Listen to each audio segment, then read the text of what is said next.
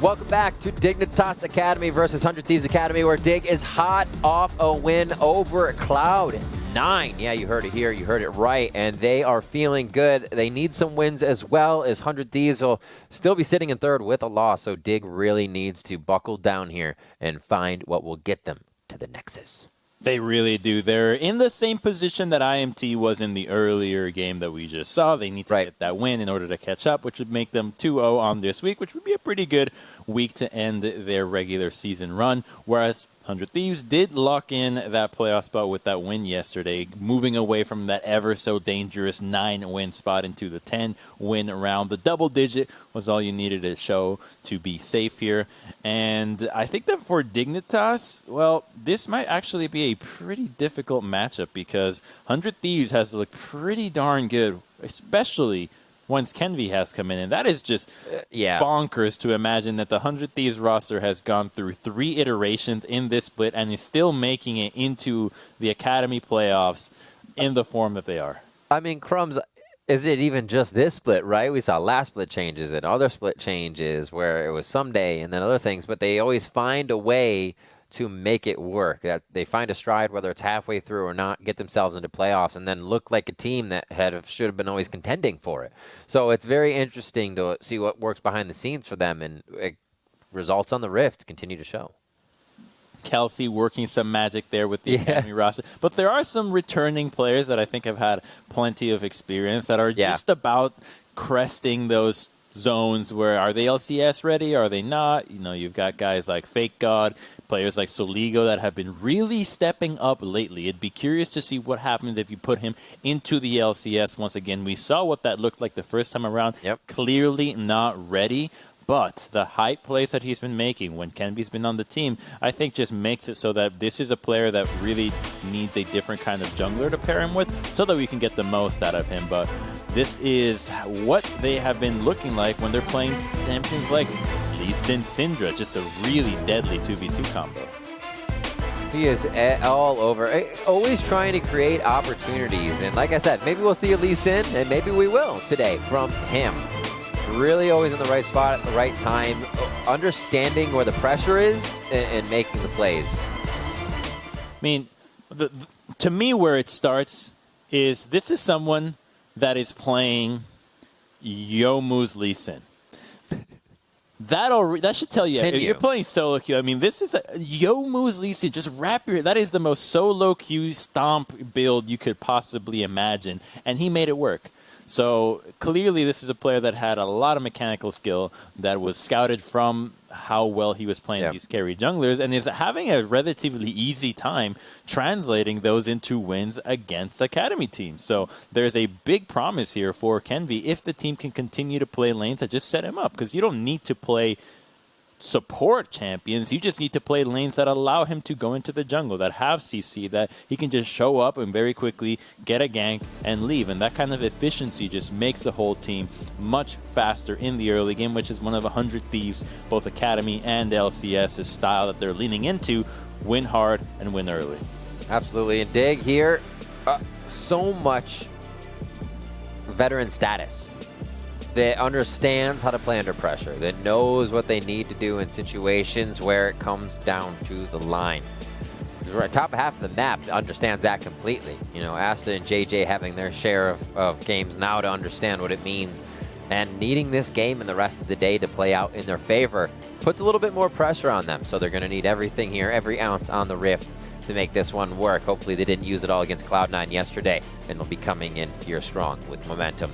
Karma and Set banned out from the side of Dignitas to say 100 Thieves, you will not have 2 flex picks right off the bat, and a Karthus and Callista. Okay, from 100 Thieves. So already Dig having red side makes me think saving counter pick for Froggen. You're probably going to need to have Froggen on a really strong pick here. There's not another player that I feel particularly confident about if I'm giving him the last pick, but champions like Twisted Fate are available that can be early rotation out of Dig. So there is a possibility to pivot into a TF style composition for either of these teams. And giving it up right now. It is possible that 100 Thieves first pick it. I don't think they're going to go for it. They definitely don't. Take away the Galio, and this is both a flex into support and mid, but also one that makes Froggen question if he is to lock Twisted Fate this early. Zirban into the Volibear. Ash. Boom, boom. Just instant. Freljord comp. Yeah, I was going to... Freljord comp in there. Oh, Glacials. I have not played TFT in so long. Well, I mean, you're not wrong. Right? Unless Volibear... I'm not wrong. I'm just not right. Isn't that the life of a prophet? My soul, you've spoken to it. Ezreal and Camille locked in here for 100 Thieves. The Renekton. I like it. I mean, okay, 100 Thieves Academy just shows right away what their comp is about. Blinding Camille, that's already wild to see, but blinding it, knowing that you have a Galio, I think is what gave them the confidence to do so. We've seen the LCS team play this exact 3 champion setup. The remaining 2, I believe, would be an Olaf, which promptly banned by Dignitas. Love to see this ban right now. But it's all going to allow Kenvi to be really hyper-aggressive here. So I would be deathly worried for Acadian, because a jungler that is aggressive and tries to invade you, that also has a Galio to back him up, is relentless, and you don't really have an opportunity to answer him. You just have to concede objectives and bide your time for the opportunity where they are not ready to back each other up with their ultimates. Fresh ban is the final. What do we have? We're starting to get back into the picks, Crumbs. I think you can trust that this global? is going to be Galio mid, and you should just take away the mid lane and save support for counter. There's a really low chance that Breezy is flexing a Galio all the way down here. So yeah, just taking away the LeBlanc and Froggen putting a lot of trust in himself. I love to see this at this point. It's not like the scaling option that we saw from Immortals. This is Dignitas saying, we're going to win early game. We've got Renekton and LeBlanc. We're trying to stomp you. And that is what you want to see out of a team that is just fighting tooth and nail to that last playoff spot. It's going to be the Rakan. The Bard gets locked in. All right, so look to do a little objective denial plus safety in the fights if they have to get in and out. The LeBlanc pick. I mean, if Fake God gets ahead again, we saw him just completely control a game the other day in Academy, or yesterday in Academy Rush, I should say. I spoke to him after. If we see him do it again, it's just going to be Hextech Ultimatum on LeBlanc. Where does she go?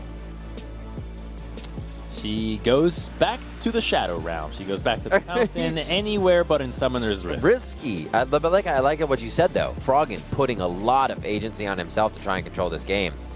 So... see if he's got it. The farm master himself, bringing that play style always and true to the mid lane. Braum getting go ahead. He's set up to succeed. I really like this when I see those assassin-like mid laners that are heavy AP with everything around them being AD. Because there's a lot of crowd control on the side of Dignitas, and it's going to incentivize maybe Merc Shreds out of 100 Thieves, but because there's so much auto attack damage, top Bs would also make a lot of sense. So it makes it so that Froggen's damage is really amplified since nobody else is dealing magic damage. Excuse me. Oh my word. I am, as I yawn, completely ready for this because it's all about playoff standings for these games. Dig almost in, almost out, depending on what happens for the rest of the day as well. As I said, that pressure is going to be on them, and it's something that the top half has been in, Acadian, Lorlo, and Froggen. They know what that is like, so hopefully they can kind of walk Asta and JJ through that, how it's going to be working, and keep a clear mind throughout. 100 Thieves feeling good. They love to move themselves up in position to see what else happens throughout the day, but still third here if they do not get the win. So comfortable in kind of maybe having to try things out, but always looking for the win. And looking for maximizing the improvement of that synergy, because Kenvi and Soligo, Kenvi and the rest of the team just need more time to fit in. Heck, even Breezy didn't even get to play the whole split with the roster, so every game that this team can get under their belt is going to make them a stronger contestant in playoffs, more so than most of the other rosters that have had changes and had a difficult time adjusting to them. So 100 Thieves continuing to show good games. is really promising for both new players as well as the organization. And there's a lot, too, that goes around with this. We see wins from Dig, and it could mean GG and EG later become a tiebreaker for them. So those are the games we were talking about. Crumbs, like I said, a lot goes on today, and you get to see all of it. Marathon Man right here, if there are those tiebreakers. Running out. We're gonna be stepping away for a bit, but when we come back, we will have the game from the start as we are building delay right now. Don't go anywhere.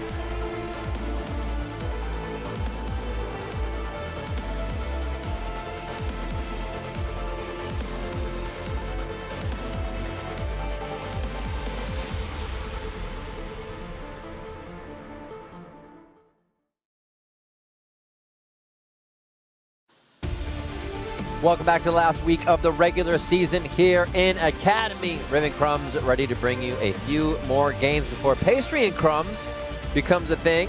You don't have to clean it up. It's a great show. Just leave it out wherever you need to as you watch it. And right now we're going to have 100 Thieves versus Dignitas going head-to-head. As 100 Thieves sitting pretty in the standings, they have stolen what they needed to. The heists have been successful. But now it's all up to Dignitas to dig hard, find a way to get this win off 100 Thieves, get the 2-0 weekend, and have that victory over 100 Thieves and Cloud9 in their final week to ride off into the sunset if they can get playoffs. They can ride into the sunset, yet it's not entirely up to them if the wagon ships. Right, because Could be a storm here, out there. Right, the win does not guarantee them, which always feels bad because if you don't make it at that point, you can look back at this regular season and think, oh, these should have been the wins that we got because all the wins are the same. But ending on that 2-0 note, like you said, at least is a really good sign for the team saying, okay, well, we rallied at the end. You know, we did what we could in the improvement that we could make. So a win here is a good sign. And the composition, I think, speaks to a team that is actively trying to get a win, that is giving themselves a timer with which to play the game. You've got LeBlanc, you've got Renekton. You need to make some moves because the enemy team will outscale you when you've got Ezreal, Graves, and a Camille to split push. So I'm really curious to see what the Dignitas lineup, especially the Frog and Acadian duo, could put up after all this time in Academy when all the marbles are on the line. Can they deliver on a mid 2v2 combo? Oh, he wants it already. Soligo's like, shake, glove touch? Nah, I'm going to hit you with a sigil immediately. Electrocute Froggen, looking to shock everyone off the map here. See if there's anything else we're looking at. Conqueror, Lorlo, Acadian, ready to fight in the late game. Phase Rush, Grasp, looking over at the side of Fake God. Oh, damn. You're thinking Guardian. Soligo denied the glove touch. He was that. Or was it Froggen that denied the glove touch? Soligo. He stepped up, and then Soligo just walked under his turret instead of just being like, hey, what's up? We're here. Froggen's like, nah, I'm stepping in. I want that hit. I want the hit. Oh, that's a big BM. That's big BM. Yeah, yeah. I think Froggen only would have gone for the auto. Respectable. He would have been respectable. All right, Sweeper. Oh. Oh. They get it. We were watching that one the other week. They put it just a little bit lower. Squeaks them in, but they are going to get seen. Lorlo. Wait, I love see if this. anybody else? Oh, I love this so much, Riv. This is such a smart start from 100 Thieves because, yes, they get scouted, sorry. Acadian will go to the enemy red to make sure he doesn't get 3-buff. That's what most likely is going to happen. But the map is split now. So the Renekton that was trying to get ahead early against Camille cannot be playing that aggressive because he's going to have a Graves on his side. Yeah. And it looks like Kenvi might even just be trying to 3-buff the Volibear. Now it's not going to have much on his side of the map. So if Acadian wants to react to this, because he is going to get 3-buff, he actually needs to beeline to the blue buff of the enemy and try to get that, but because Fake God already played the wave expertly, knowing that Lorlo could not step up, even on the off chance that he got cheesed, it's just set the jump off in an entirely different role. Acadian? Okay, he's going for a gank. Yeah, did he not see him go through mid? But wait, does Soligo forget that the play is happening and he needs to be included as well? The taunt comes through, the damage is there, the no ignite though, but it doesn't matter. Soligo, knowing the jungle's being run by Kenvi, forgets he's part of the play. That's it. Forgets he's part of the play. He's trying to crash that wave, trying to make sure that he has an advantage there, can do something. But that early game start is pretty much out the window now, because now there's a LeBlanc that just got a kill. And this was all too easy, because you know exactly where Volibear is coming from. There is only one side from which he can gank you, from river or from the back, and in that moment you just have to play as obvious as possible to the left side of the map. Didn't do it, gets punished for it, and now Dignitas feels pretty good about how that early game has gone. Yeah, what a smart turnaround there for Acadian to think what could happen and how to set it up. I was going to say, man, last time I saw a 3-buff with somebody just blazingly run across mid was the General, Mr. Odd One on Nocturne. No, I mean, it's been since then, but I always love to reference that. The Lorlo here spinning, trying to win in. Actually, Kenvi doesn't go for that. I thought he was going to give a little bit more damage, but he's going to say, Fake God, you take some time to push that in. Ooh, smoke him out. Oh, he stepped out. Gives him the smoke out. Wait, oh, nice dash off the wall. Avoids a full end of the line damage, and Lorlo gets himself out safety, but gonna lose quite a bit of minion turret. That's a crash on the turret. Teleports in, but now this is going to be a nice back for Fake God here as bot lane gets a bit of pressure. Acadian waiting to go out. Prismal and Breezy almost getting baited into this. And this is why the map split is so viable, because Ezreal Bard is so safe, especially against Ashe Braum. Yeah. You're really not going to kill these guys unless they overstep. Even if he flashes out, you still got little Cocos in the back of the turret. You're still chilling down here. Now your Graves is down, and Volibear is delayed. So the bot lane can continue to do this, and if things really go bad, well, you've always got that teleport and the double biscuits to help you out. So 100 Thieves' bottom lane is so happy to take the brunt of the early game aggression, as the rest of the map, with the exception of mid lane, is doing the job that they were intending to do since level 1. instant exhausts as well for that fight from both supports. Trying to stop that trade potential. Fake God has such a wave. Look at what this wave has done after he pushed it over to Lorlo's side, and now he's like, give me all of this dinner. Cleans it up nicely. So that dinner can be a huge play right here, because Fake God should have a level advantage with the wave that's going to crash. He should actually continue to freeze this. He's just going to push it. He's kind of slamming it now. Should probably hold it a little bit better, because if you hold it, what happens is Renekton gets pushed up further, and when you hit level 6, the wave is going to be in a much better spot for you to continue to gank the Renekton down the lane, which would be a great timing for the Graves or the Gallia to gank him. Dignitas says, well, Lorlo, you're on your own top. We're just going to focus on the objective game, and they're still being pretty proactive here. I'm really liking what I'm seeing out of Dig, but there's a lot of opportunities that 100 Thieves can play around with the lane advantages that they've gotten for themselves. Oh, Justice punch to the mouth. Froggen with a quick dodge out on that one. Oh, they think Soligo's playing to top side a little too safely, and they don't know where Breezy is, so everybody calls this one off. Maybe they're just saying Fake God, keep pushing. Kenby wants in the jungle. This has been Kenby's playstyle, right? To always be in the jungle, and if top lane is pushed, Kenby has no problem being up there. Again, once on the Krugs, and Lorlo is up to his turret. A 20 CS lead here for Fake God if he's going to start off the fight being tanky. Teleports coming in now. I think that's from the bot lane. This could be the support. It is JJ. And Unbreakable comes up. He takes the punch. Winds of War is ticking, and it gets him. Soligo for the last tick. Oh, Kenby's exit is going to be stopped real short by a Sky Splitter from Acadian. JJ getting out. One of the Winter's Bite. Tags him once. Hook shot comes in. Concussive blows locked down. Chain 1. Where's the next chain? Another chain possibly. Froggen's already used the ultimate, I think, to get himself up here. A single distortion comes out, and Soligo's the one to go down as Dignitas finds himself a cross-map fight. Fantastic response out of Dignitas. They saw that Lorlo was in trouble. They came to his aid and picked up quite a few kills, and especially the one going to Froggen. That is the one that I'm really scared for. He's got a bounty now, 2-0 LeBlanc. He's got a CS lead. That is who could actually end up carrying this game. It would be really good for him, for Froggen, to be able to actually carry this game for the team. We've seen him get some leads on LeBlanc before. It was an LCS and unable to actually close out the game. So he gets another shot at it here. And that is also why I would have liked to see that play from 100 Thieves before the wave crashed into the turret. It's a lot harder for the enemy to help you out or help out their top laner if the wave is in a terrible spot. When it's crashed, it was not a lot for JJ or even the Bolívar to crawl up. So it actually ends up being the Rom that TPs into this play, which is really unexpected for anybody. Ooh, what? Who's in there? Oh, it's the support. Not a lot of damage.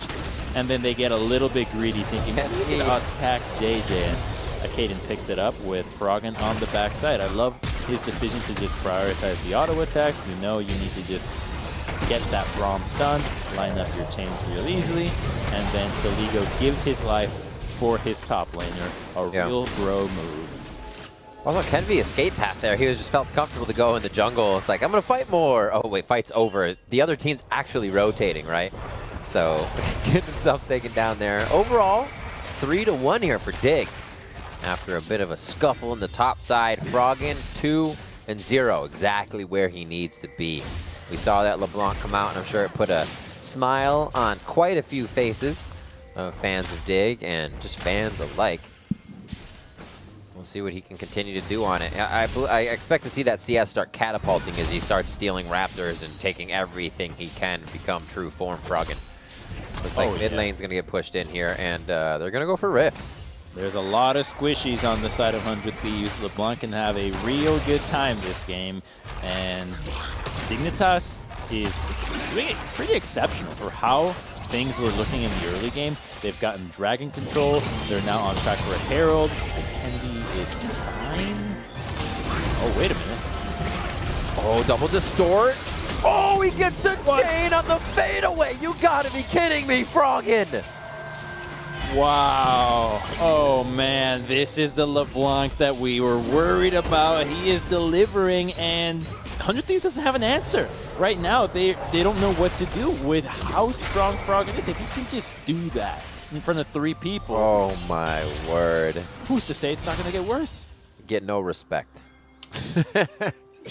What a play, knowing he can tag on the damage with Electrocute, finish off the unexpected kill. Dignitas following through on a bit more of the map here. See what they can do to protect the top side. Lorlo's done a great job with the pressure he has continued to receive. Down in CS a bit as Fake God, we knew and thought he would take control of this lane. No matter what he has really gotten lately, he has been playing perfectly, and it's great for 100 Thieves to have him going into playoffs in that form. Coming out from spawn, a few items have been purchased here. Sheen now for Prismal on top of Pickaxe, a bit more damage there. Lucidity boots for Breezy as he can start spitting out more bindings and heals. And the map looks like it's going to play out next over this Infernal. All right, Crumbs, remember, what's our next Drake? Ocean. All right, baby. It's going to be Ocean. Yeah, that's wrong. Wait a minute, that's so wrong. No, it won't be. Yeah, they took Ocean. I looked at that like 2 seconds ago, too. God, you're just so convincing with what you say. Mountain. All right, Mountain. You could tell me it's Infernal right now, Crumbs. Oh, my God. It's for two, again. bro. Cloud again. Yeah. At this point, I got to double down on the Mountain the whole time. Right? Maybe. Cloud might continue to win out, but I'm getting... It's got to be that Mountain comes out at some point, if it's Mountain or Win, so I'll just... It always...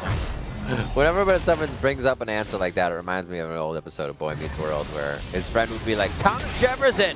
Whenever a question would be asked, no matter what it was. And one day he was right. It was a glorious day. So you're in there, Crumbs. You're not the only one using that tactic. One day know that it has been scripted. I love that saying where a broken clock can be right twice a day, but the reality is if you have a clock that works but is actually at the wrong time, you are literally never right. You will never be right. It's always wrong. So. Oh no, Soligo wants to be right here in his escape path. Can be with the ultimate as he dashes backward to get a few more shots in. Lorlo now trying to flex his muscles after he has not been able to get into a fight. Glacial Fisher just missing here as a lot is trailing in this fight. The HP bar is dwindling, but no more are falling.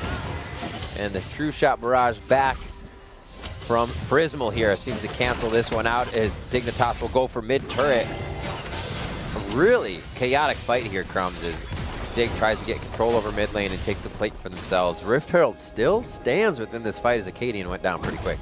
It's chaotic, yet it plays to Dignitas' strength because it's playing around Froggen. Oh my word. Great flash away from Soligo. Fake God's stunned right away, and then he can just buy the time in the backline. And Renekton's still going to be a big menace here. Yes, he's behind Camille in the laning phase, but in the team fights, he's got a very easy way of dealing crowd control and damage, and enough survivability right now so that Froggen can have multiple rotations of his spells. Dignitas is looking really solid here because needs to be playing around their strongest points, and Camille has yet to come online. And once that happens is when they can really start playing around that. And that mid turret is deceptive, Riv. Somebody might think that they're safe in that turret's arms, and here goes JJ. Here goes JJ. Oh, dude, I was so hyped for that, and he baited us.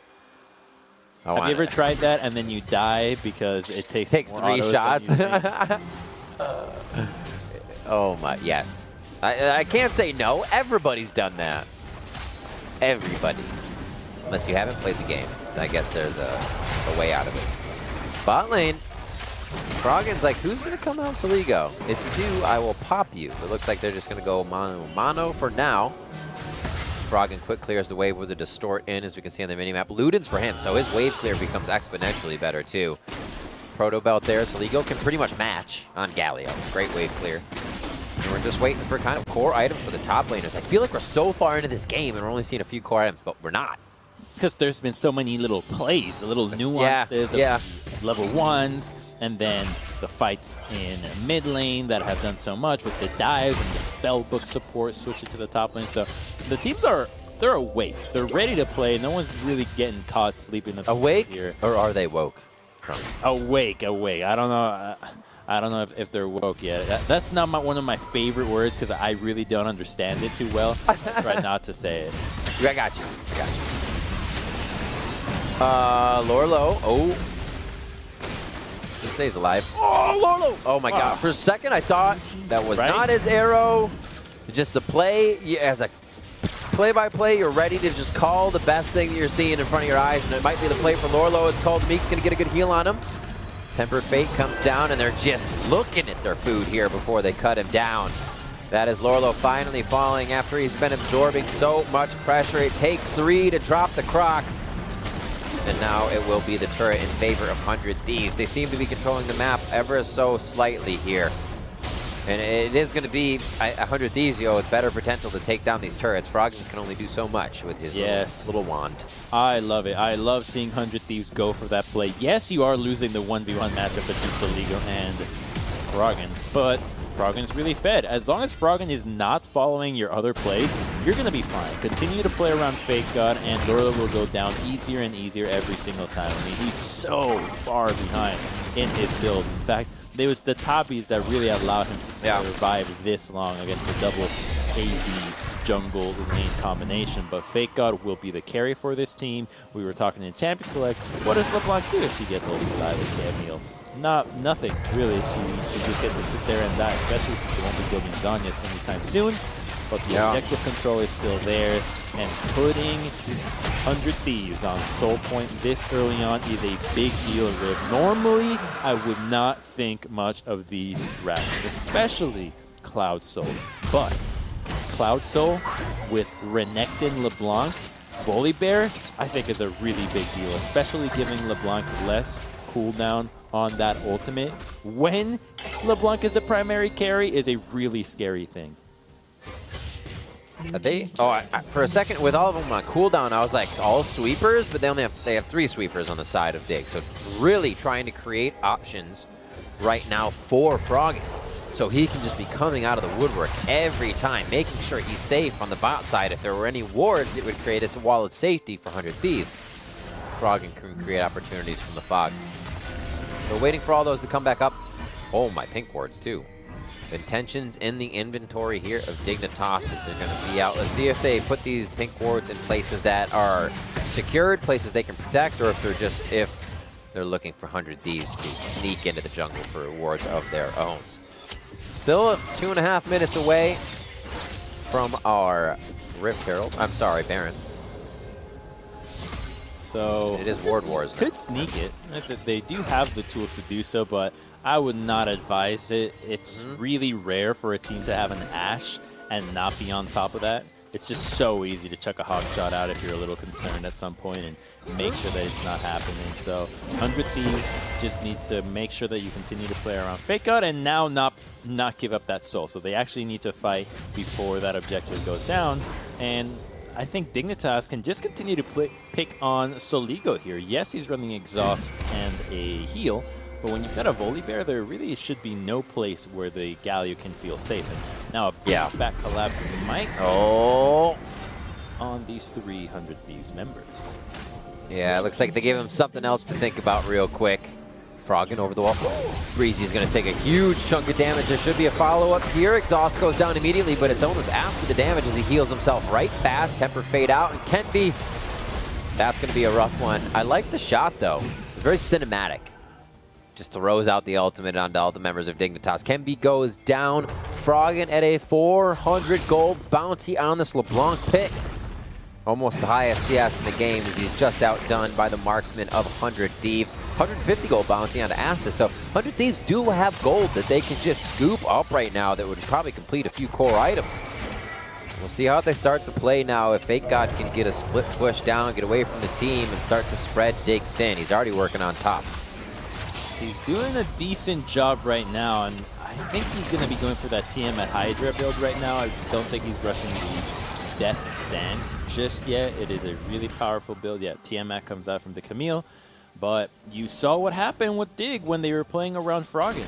If he's there, there's not much that 100 Thieves can do. They had to burn single exhaust and a heal just to stall out, and they still couldn't keep one of their members alive. So 100 Thieves need Fake God to just immediately put a lot of pressure in the top side. He has to basically go crazy on this turret within the next, I'd say, minute and a half just to make sure that Dignitas sends some resources out there and maybe even trade Fake God's life for this dragon. I really don't think it's a good idea to give this soul over to Dig's side. I don't know what the win rate is in Academy, but in LCS, Ocean Soul win rate is at 88%. Might be a little bit higher, and you can even think of the games that teams lost with those, and it looked like they were also going to win those games. It is a huge correlation to your wins. Having HP is good, Crumbs. It's a good thing. When that bar is full, when that bar... This is true. When that bar is full, things are good. So actually, we were talking about Camille just a second ago, and for those that play this matchup, play Camille. Look at this matchup, First Interacting or others. We have seen the Tiamat first. Is Triforce first here because of the 1v1 potential you're up against? So, yeah, the Triforce is really useful for engaging, but they're going to kill Froggen here. Oh, will our questions be answered, Crumbs? What happens when the Hextech ultimatum comes out? He sweeps Froggen off his feet. 400 gold bounty going over now to the side of Fake God as he picks up a huge kill. He goes back in with 300 HP.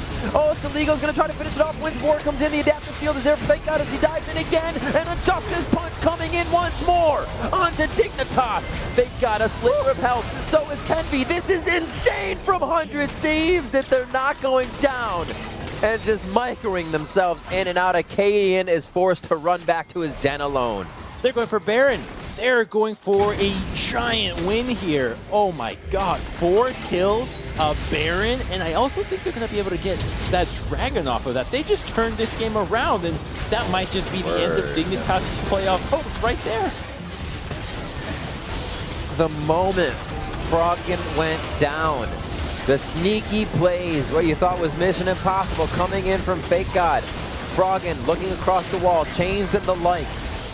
And they will not be able to get Acadian there for any sort of smite or chance. That is 100 Thieves grabbing Baron for the next 3 minutes. And they are feeling good. If there is something to feel good for on Dig's side, though, is that they are getting this soul. So it's not like 100 Thieves didn't make a trade out of this one, but showing that kind of team fighting prowess just put Dignitas on the back foot there. They got hit by a haymaker that they were not expecting. They're winning the fight, and then suddenly like, oh god, we're stunned. They actually have power, they're not back. If that doesn't work, Hextech ultimatum and Saligo's ultimate used on one person, and there was a big chance that Froggen gets out alive, right? They had to play that CC perfectly. After it gets locked down, after Hextech wears off, he gets knocked up.